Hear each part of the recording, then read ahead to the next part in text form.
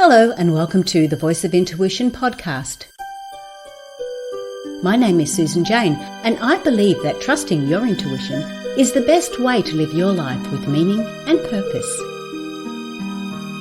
Each week you will hear about how you can connect, develop and trust your intuition through the wonderful array of guests we have on the show and my own personal experiences. Join me to understand how your intuition can guide you towards a life full of meaning and loving purpose.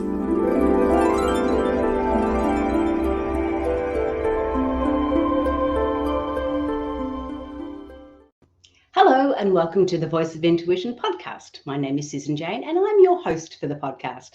Now today we've got someone very special on. This lady is a business coach, but she's got that beautiful spiritual depth to her. And I really like that. We find sometimes we have those spiritual coaches, we have spiritual coaches that really work on that side of things. And then we have business coaches that tend to work on just the business side of things. But with Katrena, she has got that beautiful balance of both. Now, her focus is on that business side of it, but the business side that resonates with you, that makes you feel good. And it's a lot of the talk today we're going to be talking about is about your side hustle or your side business. And that's what I really like. I'm really looking forward to this because, hey, I could get a few tips and tricks from this one. So I want to welcome Katrena to the podcast. Come on board, Katrena. Oh, hello. How nice to see you. Oh, my gosh. Thanks so much for having me. How fun. We're going to have so much fun. Let's go. Oh, yeah. Look out. We do that. And Katrena, whereabouts are you based? I'm based in Umina Beach on the Central Coast, about an hour north of Sydney, where I was born and bred. Ah, so Sydney girl. Okay, Yes, cool. Sydney girl. Oh, that's wonderful. All right. Well, look, I'm gonna get stuck straight into it because there's lots of questions. And look, please forgive me if I tend to focus on myself. It's not that way inclined. It's more about the only questions I can ask, sort of I need to have an understanding of. So I'm going to ask you, I'm going to do some really hard hitting questions. Oh, listen to me, right. Okay, Oprah, get into it. So it's going to be wonderful. But I really like this idea of the side business. I've often seen it when we talk about entrepreneurs and things like that, people will often say, oh, just chuck in your day job and go for it. You know, you've got to do that. And I sort of go, no, we still have to live. We still have to make money to survive. So what I really liked about how you're looking at it and how you focus on it is the fact that hold on to your full-time job or your part-time job or that job that's bringing some money in, and let's get that side hustle working. Let's get that side business moving so we can transition over if that's what we choose to do. So that's sort of the talk in a nutshell. But what I want to know, first of all, how on earth did you get from point A to point B, where you are today? I didn't listen to my intuition. That's how it all started. So about, it's over 25 years ago, I was in my last job and I saw this ad in the newspaper and it was very advanced and it caught my attention because it was an ad in full color. And so it said that, you know, to have your own business as a coach. And I looked at that ad and it felt like to me, it had my name written on it. It was for me. So, of course, I listened to my intuition because I'm very intuitive, and I met with the guy, and the guy I met with was very strange and unusual.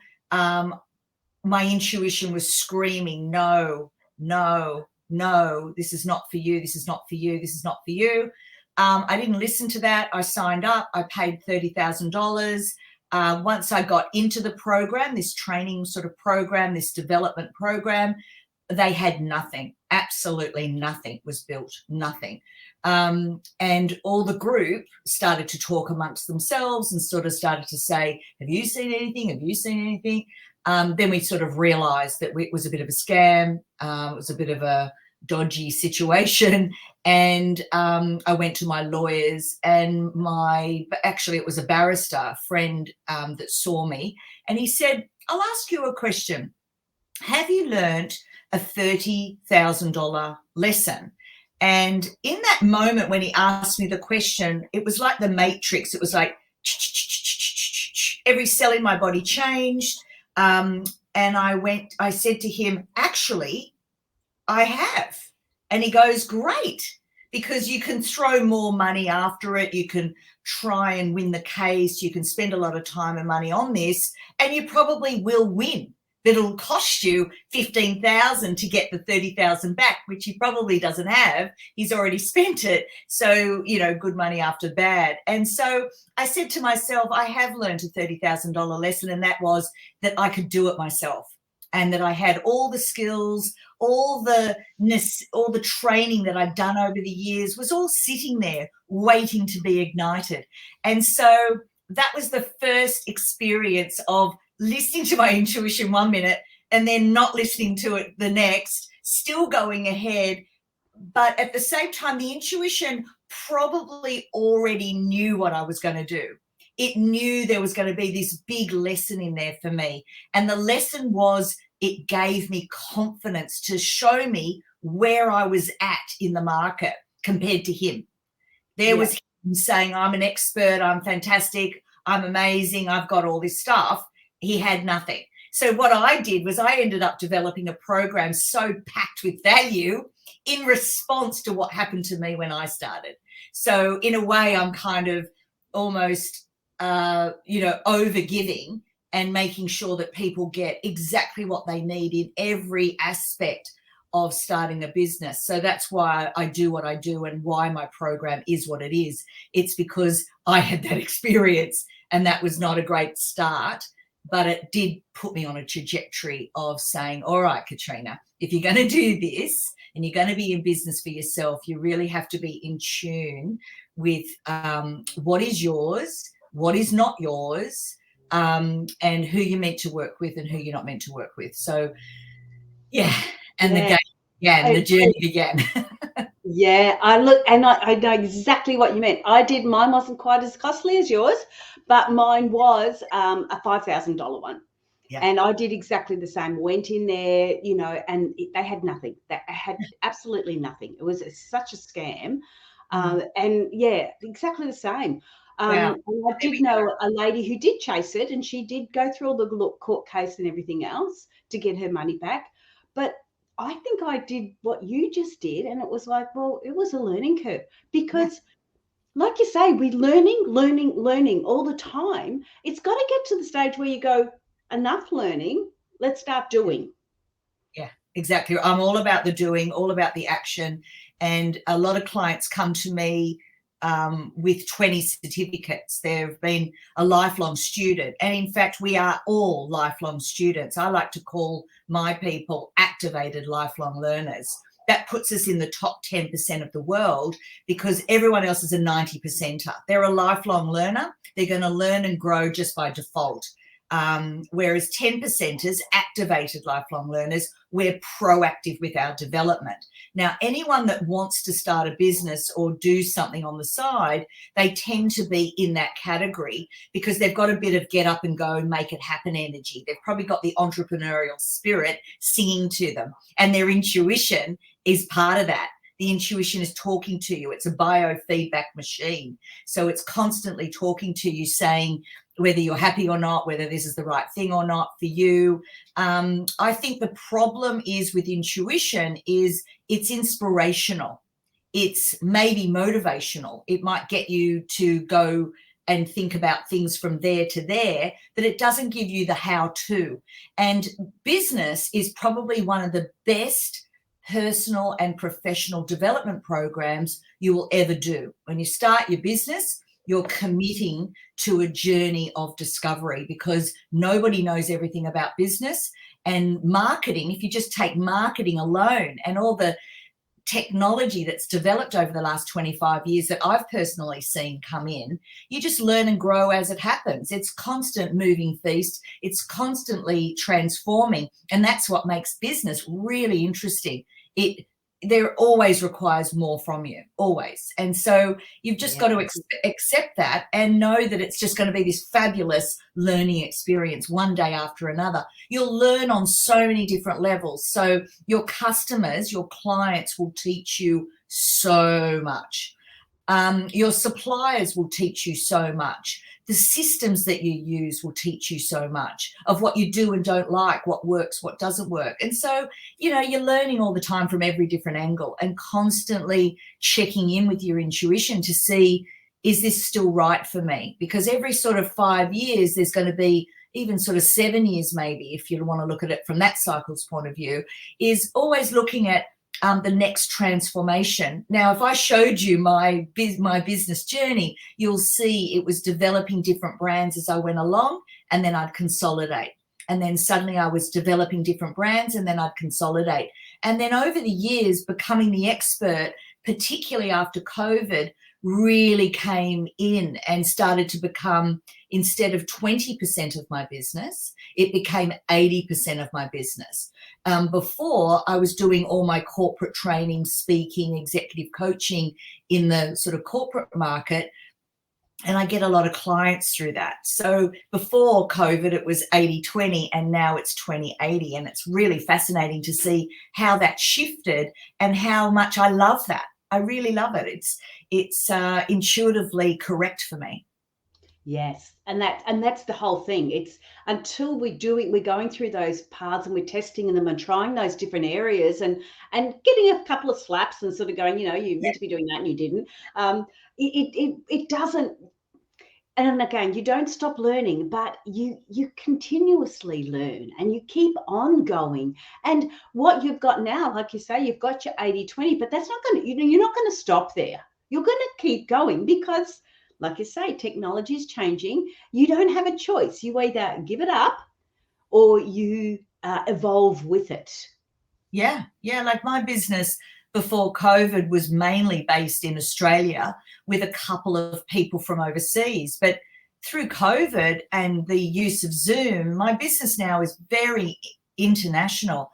I've got people working with me in Germany and London, and I've got clients in the US, and I've got clients, the list is long as to where people are located in the world. My favorite at the moment is Sweden. So it's just wonderful to work internationally, Zoom, and we thank COVID for that. COVID, while it was so bad in one way, it was so wonderful in another. And I think intuition is really wonderful to check in with. How was your perception of COVID? Because we can choose to make COVID a real devastation for us. Who did we lose? There was so much loss. There was so much sickness. There was so much fear.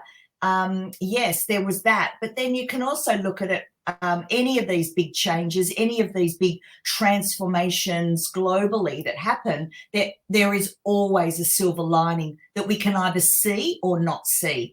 And for me, COVID was a blessing. It transformed my business into a true global, international thing, whereas I don't need to travel as much anymore. People still from Australia come up and do their kickoff with me at my home, and that's wonderful. Or I might travel to them and do their kickoff in their home or in a beautiful Airbnb, however we want it. Those gifts are there. That I love that the majority of my business is now all online, and my dog and I just spend the day together doing our work.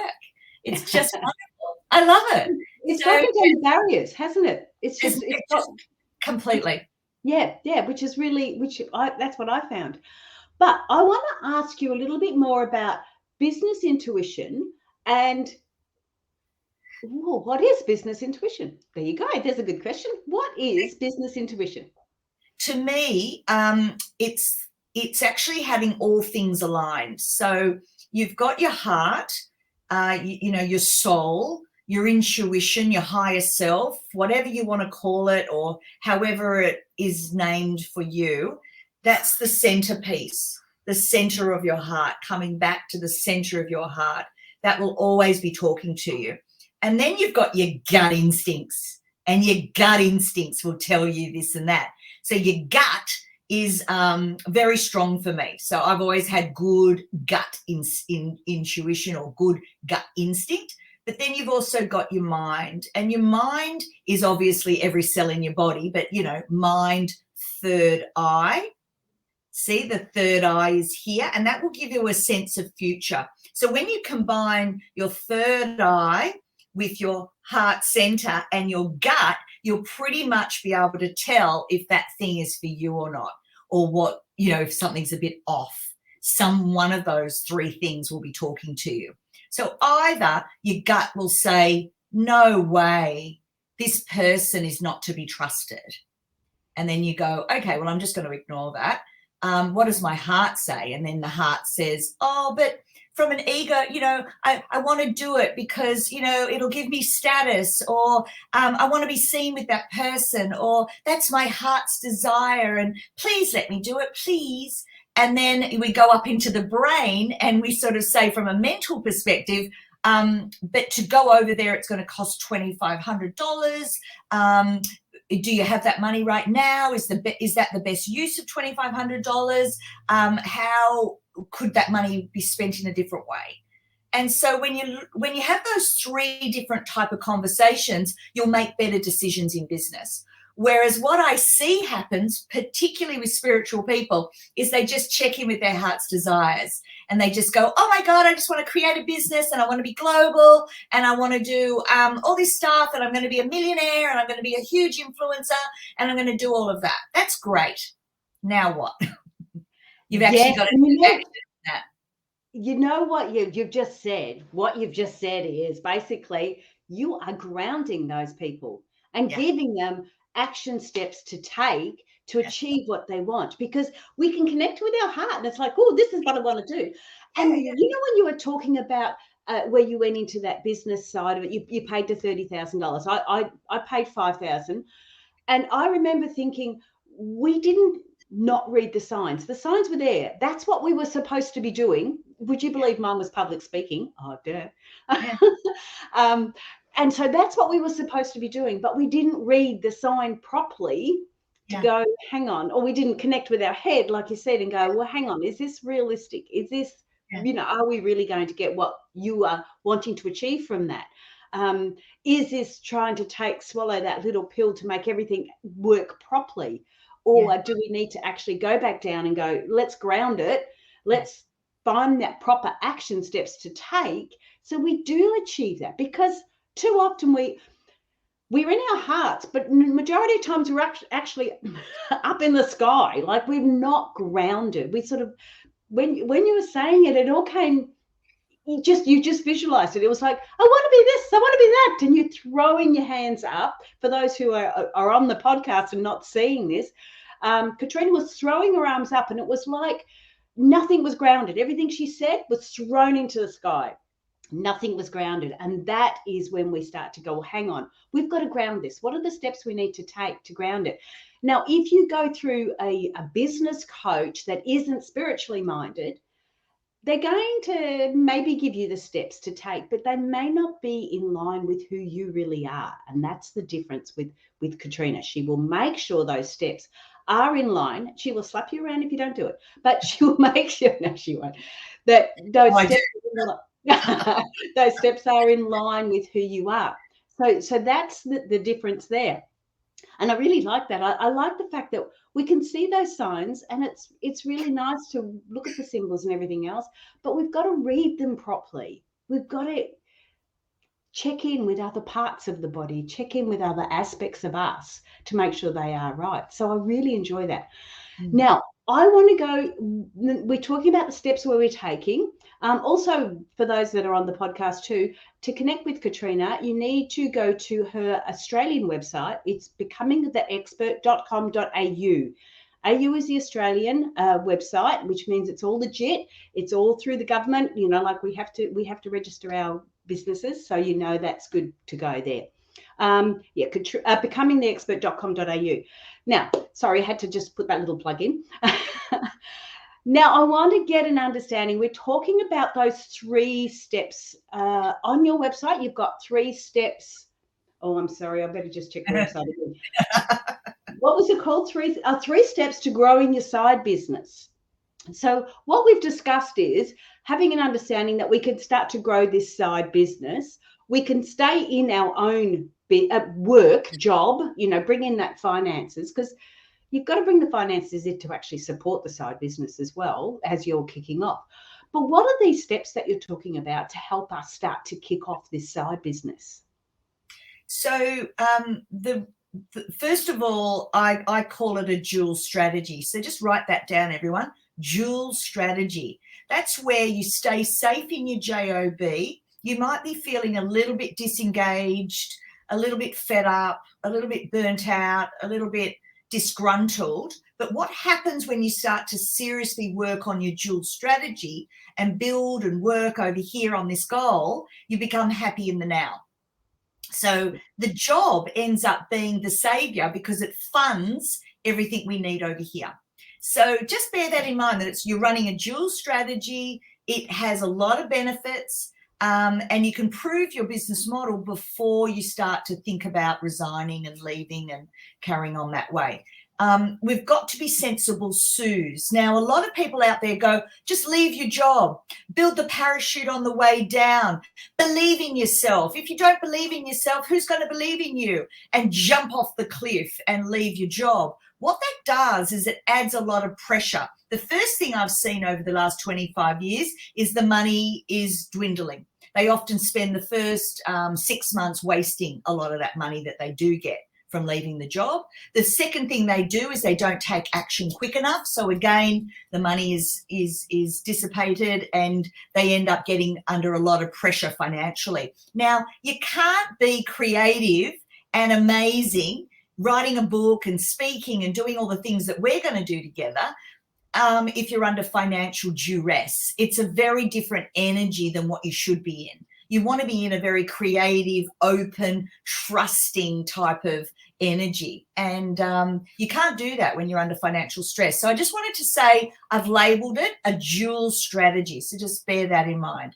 The first step that we do is we work with doing a book. And the first thing we do is a book, because what it does is it gives you the rigor of your philosophy, like, who are you? What do you stand for? Create the book, do the rigor of the book. And when you come out at the other end as a #1 bestseller, what you've done is you've now collated your thoughts together. Now, I do that for you and with you and help you. But the book positions you as an expert. The next thing that positions you as an expert is speaking on stage. And when you speak, can you see that you're the one person in the room speaking and sharing your philosophy? And that those two things, the book and the speaking, become your sales and marketing strategy. That's your marketing strategy, and that's where all your sales leads will come from. Everything else is just really either a distraction or a bit of brand awareness or a little bit of top of mind, keeping you top of mind in people's minds. So that's the first part of it. The second part of it is packaging you up. So we want to then package, and from the book, we create a brand, and a brand then becomes a website, your social media platforms. Everything has the look and feel of who you are at your core, at your soul purpose level, at your life purpose level.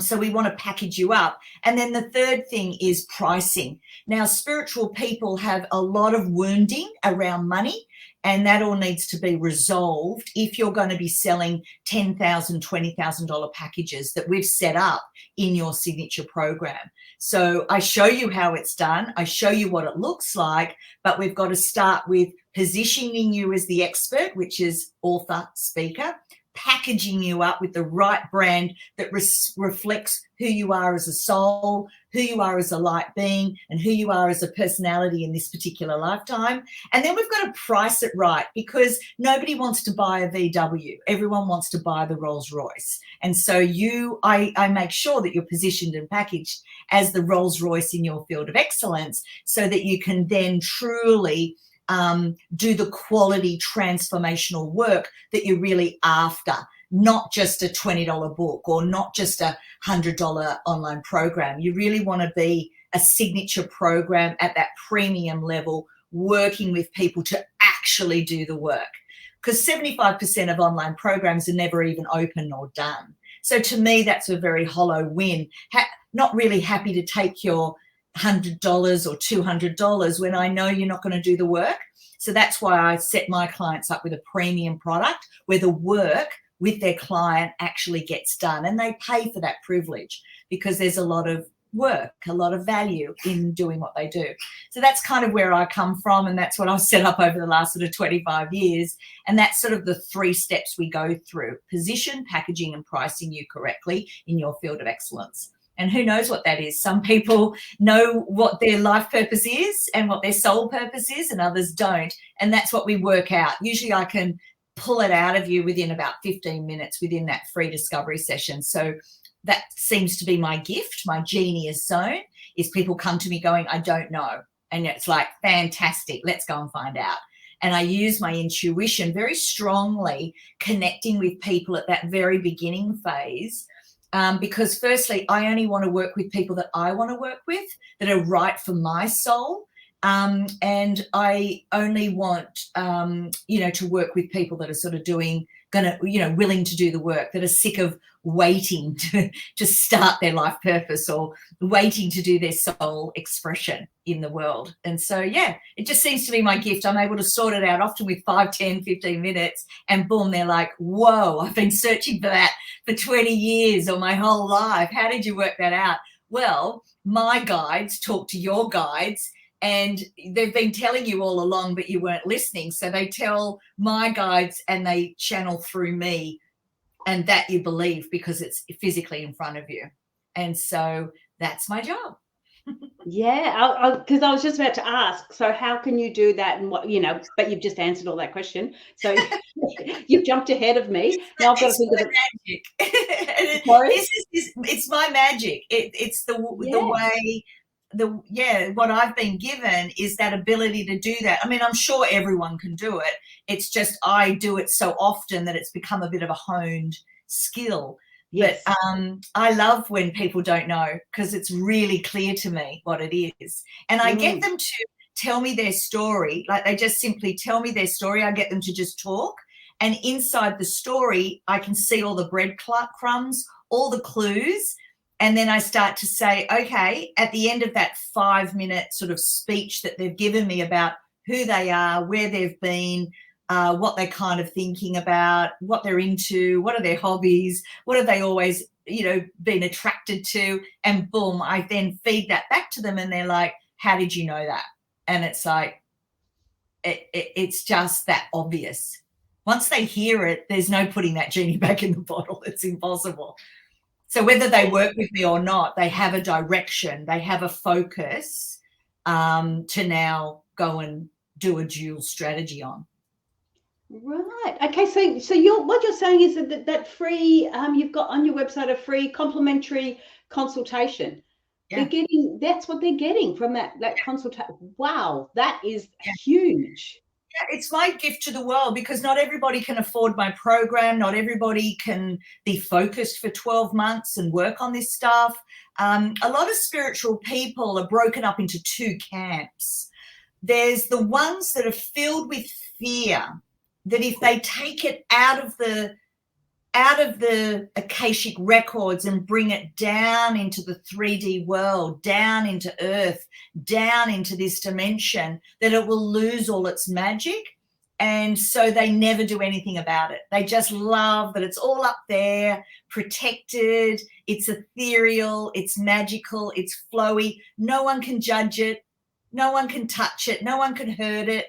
And it just stays up there as a beautiful dream. And then they die with regrets. And then the other side of the camp is the people that so desperately want to bring it down. They desperately want to manifest it here on the earth. They really want to be the magician in the tarot card pack. Go and grab the magician in the tarot pack and bring it out in front of you for the next week or 2.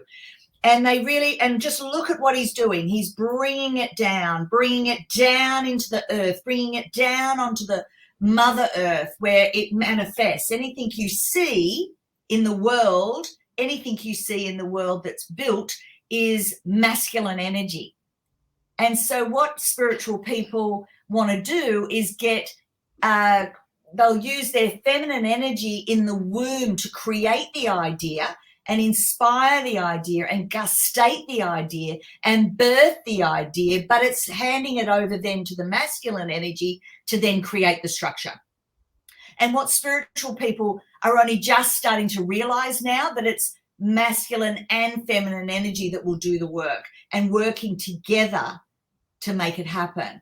Whereas the last 25 years, 30 years, 40 years even, has all been about the feminine energy in their spiritual work instead of masculine and feminine energy in their life.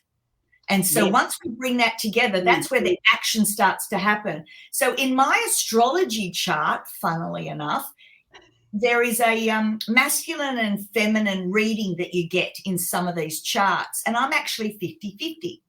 So it's interesting that I talk about masculine and feminine energy, the balancing of the masculine and feminine energy, talk about it all the time, because to me, the feminine energy is only going to birth the idea, that the baby often dies because there's no action, there's no handing it over to the masculine energy. And so a lot of spiritual people have a lot of stillbirths, a lot of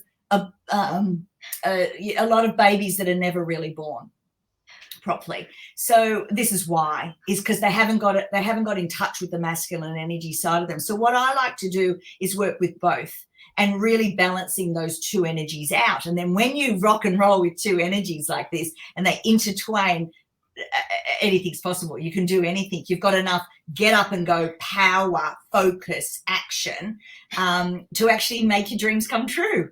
Whereas the feminine energy on her own, she just wants everything beautiful and in her womb, and she wants to protect it. And sometimes she doesn't even want to birth it, because remember, in the womb, it's all protected and beautiful. Once you bring that baby out into the world, it is open for judgment. It is. And spiritual people don't want that judgment. But who cares about what other people think? What other people think of you is none of your goddamn business. So it doesn't even matter. Exactly. But it's true that, like, I could remember going through, my 30s, 40s, and 50s and having all these wonderful ideas, but never actually engaging that until I felt comfortable enough to actually start to put it forward and do some of the things. But majority of times it's usually an upheaval. Like you're saying, you're in a regular job and you don't feel comfortable, you're not feeling happy. There's something going on, and that's where we're sort of going, okay, we need to look at something else. And often it's not until that, catastrophe, for want of another word, but often it's not until something like that happens, this challenge happens, before we actually take those steps. I went back to uni when I was 48 because I was going to do something else, studying again. Oh, for goodness sake. Learning again. And I did a 3-year course 6 months after, and I knew I needed to do that. And I think it's because of the technology that I have now. I knew I needed to do the course, but again, probably didn't read all the signs properly, but got some of them, and followed that, and it was really good. But 6 months after I finished the course, the uni degree, the government changed hands and wiped out all the jobs. So I've never been able to use that uni degree in the context that it was designed for, like, why I did it. It was health promotion. It's a health promotion. And I studied epidemics and pandemics, but of course none of that was going to happen in 2011, was it? So it's funny how it comes along. We're seeing those signs, we're reading them, and I guess where I'm going with this, Katrena, is that we often feel like we're failing. We're starting to birth these ideas, like I did I left my kids. My kids had left home, but I left my family locally. I put a manager in my business. I put renters in my home, and I moved to the Gold Coast to study. So it was a huge upheaval. And then when I find out that I spent $30,000 on that course, on that degree, and then 6 months later having nothing, you sort of think, well, what the hell? I know that they were the signs. Everything fell into place so easily. What the hell? Where did I go wrong? What did I do? And Did that's you when ever have a degree before? no. Okay, so who told you that degrees will give you a sense of satisfaction, or where was the status for you? So to me, a degree often is a sense of low self-esteem where they feel that they need that Absolutely. status. Yeah, they need Oh, that yeah, status. absolutely. I And once just they've just got the finished brand of status, I just finished a 20-year emotionally abusive relationship. Mm. I don't think I could have got any lower in my So self-esteem there, than I that's could where it possibly is. get. Yeah, Yeah, yeah. Oh, that's yeah. what it, And that's with the signs. That's what I mean. yeah, The signs were there. It was the right path yeah. because it got me away from all of that. So it was. Yes, I'm not disagreeing on the path now because I can reflect yes, back.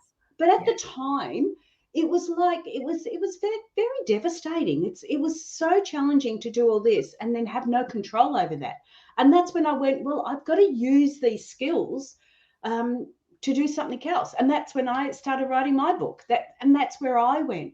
But I guess, like I said, I'm bringing this forward because I want people to understand that you're following the right path. You're following those signs and those symbols, and you're following your intuition.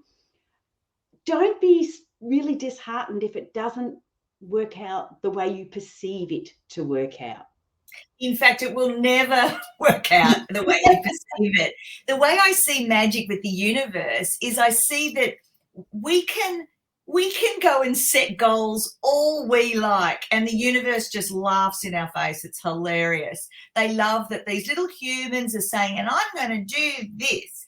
And if we actually have a look at our life is very intuitive. It's happened in a really unusual and amazing way. And if we knew it was going to go that way, we would have tried to probably shift it and change it. And when we do try to go against the flow of nature and the flow of our own nature, and we try to follow somebody else's dreams or somebody else's goal or somebody else's way, it tends to go a little bit wrong. And I find that whenever you do put out a spell or you pull out a goal or you manifest something, it always comes with a twist. The universe will always give it a twist, and it's their way of evolving us. It's their way of evolving us. So the twist is the lesson within that thing. So you wanted that thing, you can have that thing, but it will come at a price, and that's the twist. And so always look out for the twist, because it's our little brains as humans is only so far that we can visualize and imagine. The universe's intelligence is just beyond our comprehension. And so that's where the twist comes in. We go, aha. And that's what aha moments are. It's the twist within the universal intelligence that we could never have imagined. Never. Yes, that's exactly right. I really like that. But and I guess that's where I was going with it. It's like the twist is it's like the cherry on the top, isn't it? That twist is that understanding behind it all. Yeah. I'm just picking up a whole bunch of stuff around that story, Susan, for you, that the getting away. So the universe works in the path of least resistance. So with the university degree, it said, if we give her that idea, that inspiration, that gets her away, that gets her moving, that gets her changing her life and takes her from here to here in the quickest way. They also gave you a degree because they said, right, well, that shall do. That seems safe and sensible to everybody on the outside. A degree, everyone understands that. Whereas if you had said, I'm buying a van and going around Australia by myself, nobody would have understood that. Everyone would have been scared for you. But I'm going away to study for 3 years. Everyone goes, I'm calm. I understand that. There's no hassles. And at that time, actually, it's probably the opposite half the time. Oh, really? Everyone was freaking out? Oh, right. You sort of go, why are you doing that? Like, what's the point? And one of the things too, and this is why I knew it was all right. One of the things too, my younger sister, had just been diagnosed with brain cancer. And so she was going to pass well, she did pass halfway through the exam, or halfway through just before the exam, halfway through the degree. And one of the things that she said to me is, why are you doing that? And that I did double take on that, but I just felt deep down that's what I needed to get me going and to get me pushed forward. I very rarely talk about the degree. I don't use it, very rarely have it there. It doesn't really mean a lot to me. If I have to pull it out of the hat, it's usually for the masculine energy to prove something. But otherwise, it's really strange. But I had a lot of pushback, and I feel the pushback was not about me, but about them. My girlfriend turned around and said, why are you doing that? You know, like, what if you don't get in? And I said, well, if I don't get in on that course, I'll just do another one. Who cares? Like, the fears that come up for people, it's just extraordinary. Yeah, and getting that understanding between the fears and knowing that's when we do get that pushback, where people will push back and we start to question ourselves. But I know, as I say, the ducks all lined up. I needed to go there, and I thought it was to get a degree. Obviously, it wasn't just to get a degree, but that is how it helped me. Yeah, it gets so much more. What it says to me when I hear that in the clues, I hear discipline, and when she starts something, she will finish something. So that tells me that you're a serious player and that you're worth investing my time and effort into, because when you start something, you will complete it. Whereas a lot of other people are a bit flaky. They start a whole bunch of stuff and never finish anything. They've got shiny pebble syndrome. And so a big degree like that, something that's 3 years in the making, really says a whole bunch about who you are and how you understand what it takes to complete a project from A to B. And I will put my hand up and say, my book, it was shocking. I agree, isn't it? A to B, but you finished it. You did it. Yeah, and I have had it redone and republished and everything else, and it's fine now. But yeah, definitely wasn't an Amazon bestseller. But I also understand the concept behind that too now. But yeah, it's really interesting. So we haven't got a lot more time left. I just want to just ask a little bit more about becoming the expert. Why is it so important to become an expert? Because sometimes we look at the word expert and you sort of go, oh, bit up themselves, you know, like. And that's an Australian saying, so sorry for the people in America. It's like you're better than everyone else, which actually you are. But here in Australia, we do have that tall poppy syndrome where they like to cut you down. So when you're saying becoming an expert, what does that mean? Like, why is that important? It's a really, really, really, really, really good question, because a lot of people will be unattracted and repel that concept because they think, oh, I'm not an expert. I can't do it. I never want to label myself an expert because we have the tall poppy syndrome. In the spiritual world, we have to be humble and modest for the rest of our lives and never stick our head above anybody else. The way I explain it to get my clients over that hump, because they need to get over that hump. I can't just leave them in that belief, because that belief is not true. What I want people to realize is it's becoming the expert in your field of excellence. And so when you have a look at your mixing bowl that we're going to make the cake out of, nobody has your upbringing. Nobody has your 20 different certificates. Nobody has your life experience. Exactly the same as you. You have all these ingredients that we then mix up into your cake, and that's what you're the expert in. Your cake. And so once you realize that it's not about anybody else, it's not about saying you're better than anybody else, only you know your story, only you know your expertise and the way it's put together and clicked in for you. This is your cake. You're becoming the expert in your cake. Now, once the cake comes out of the oven, you then want to decorate it, and that's your branding. That is unique to you, and it's an expression of you in the world. So you are the expert in your field of excellence, and so people don't know how to bring their excellence together. That's my job. I bring the cake and all the ingredients together, and we bake the cake, we decorate the cake, and we put the little cherry on top, and boom, that's what you're the expert in. And that I'm sure you can receive. Surely you can receive your own expertise. And that, well, if you can't, no one else can. Well, nobody else gives a shit. So,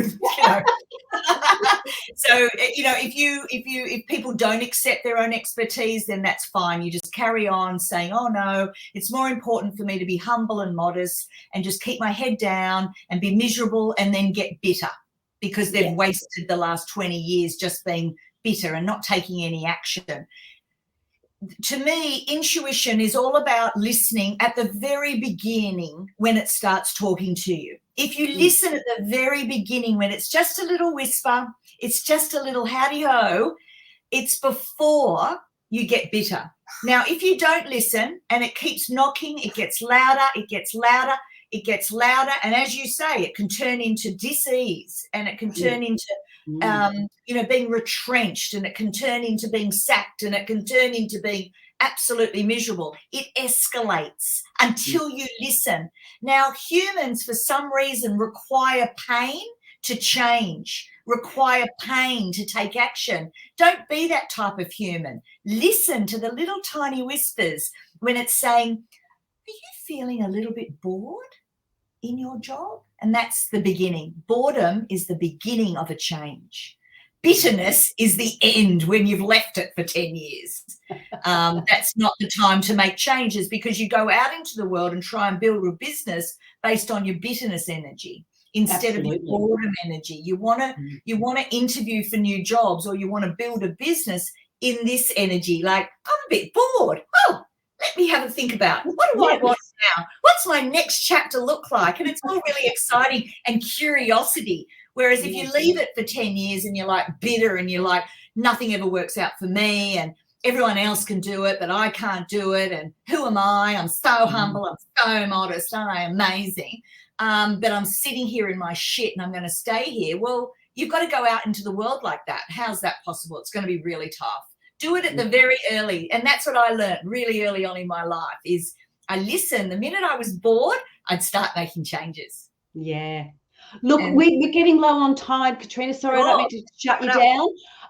You got 2 seconds to any last questions, and we've put up your website. The website will be on the description down underneath where they can contact you. But any quick last messages that you've got before we say goodbye? Oh, thank you for having me, Susan. It's been absolutely fun. I've had a lot of fun, as you can tell, when I'm talking like this about things that I love, like intuition and magic.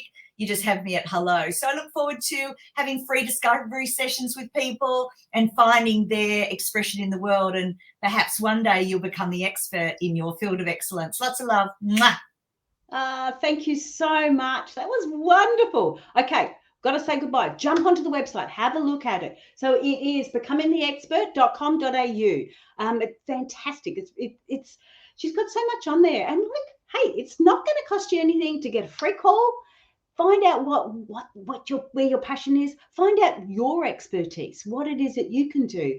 And, it's amazing. Like, we don't have these opportunities very often. If you can grab that one before paying $30,000 like poor Katrena did for nothing, at least you know where you stand and know where you're going. Then you can make an informed decision, which is really good. Okay, share, subscribe, like the podcast, get it out there, share it with your friends. It'd be really lovely. We really appreciate that.